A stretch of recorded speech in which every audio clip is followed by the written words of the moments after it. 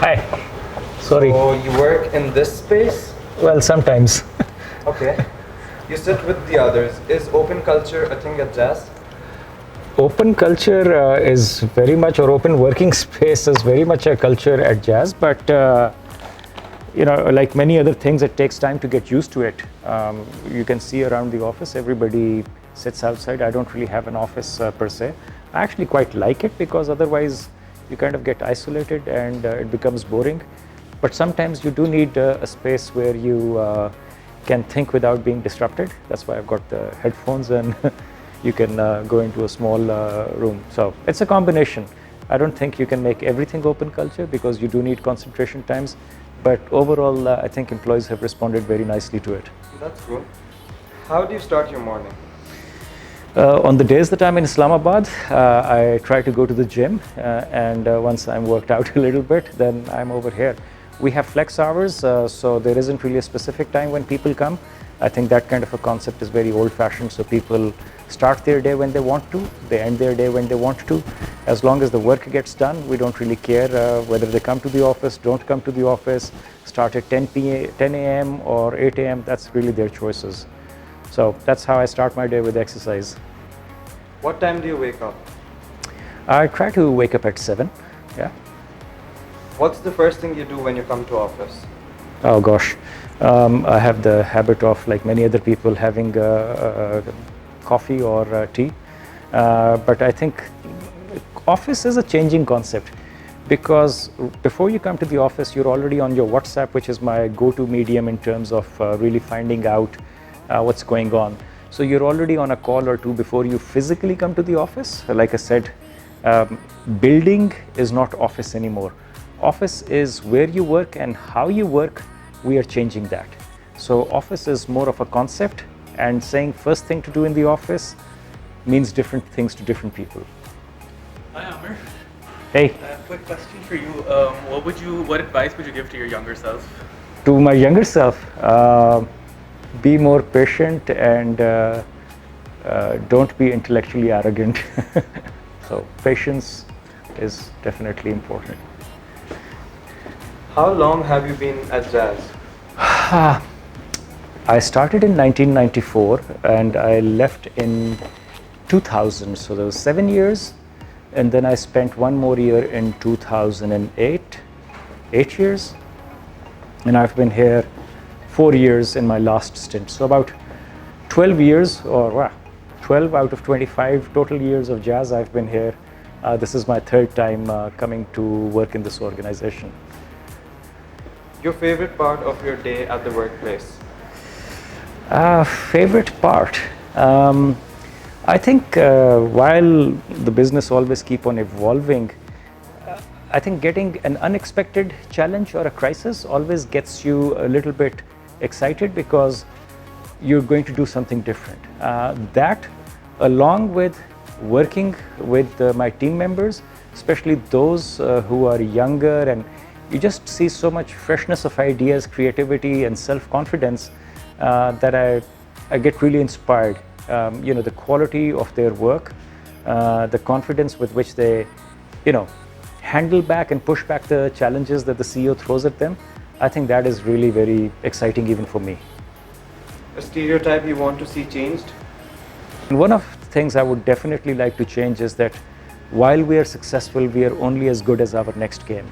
So we cannot be complacent.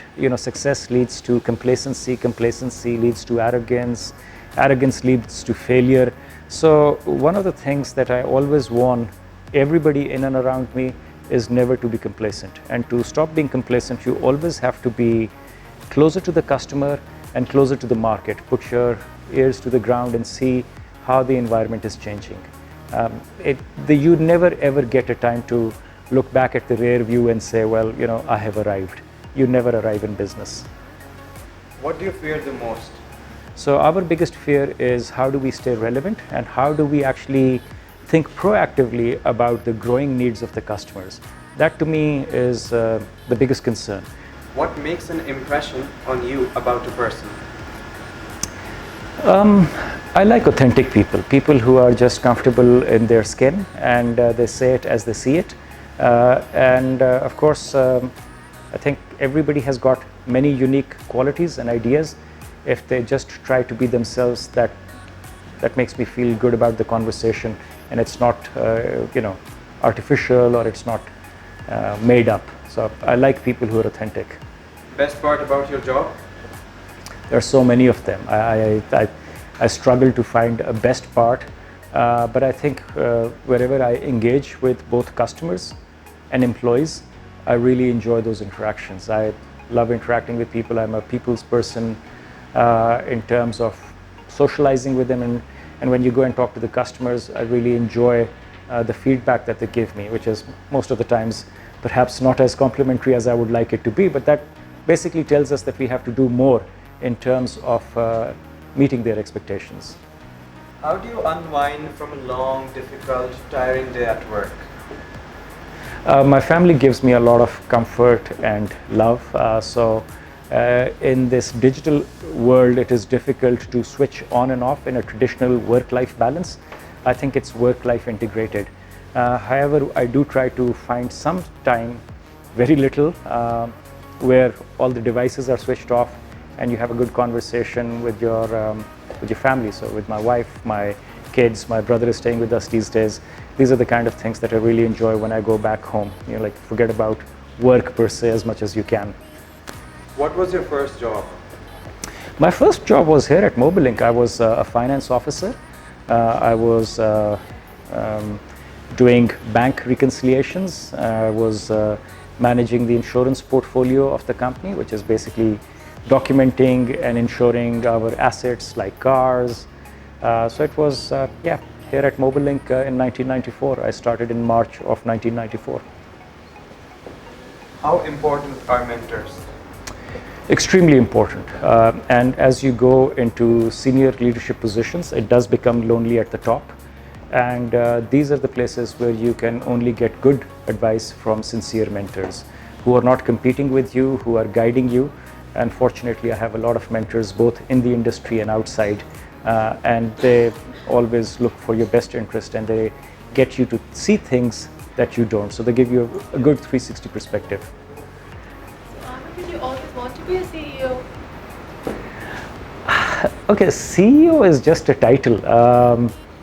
It's maybe in many different ways, it's a culmination of one's career, but I think it's not really a destination. What you want to do in your career is good, meaningful work, regardless of the title. So, and yes, many people who finish business schools, they want to run a company. That is natural, and I don't think I was any different from that. But I don't think CEO is the ultimate thing. For many people, that may not be the right job. I think what we need to do is find excitement at workplace and find meaning. And if you can do that, title becomes less relevant. What do you attribute most to achieving this position? It's a combination of things. So first of all, you have to be ready, hardworking, and whether we like it or not, luck has something to do with it also. So you have to be at the right place at the right time. You have to have earned enough credibility where you get noticed. I won't take more time, Aamir. Thank you so much, and I would love to listen what you're hearing right now. Well, it's just you may have a very different taste than mine on in music. I can share my list with you on Spotify, but like it keeps me kind of insulated in this open office because it does become quite noisy. Definitely. All right. Okay then. Take care. Bye.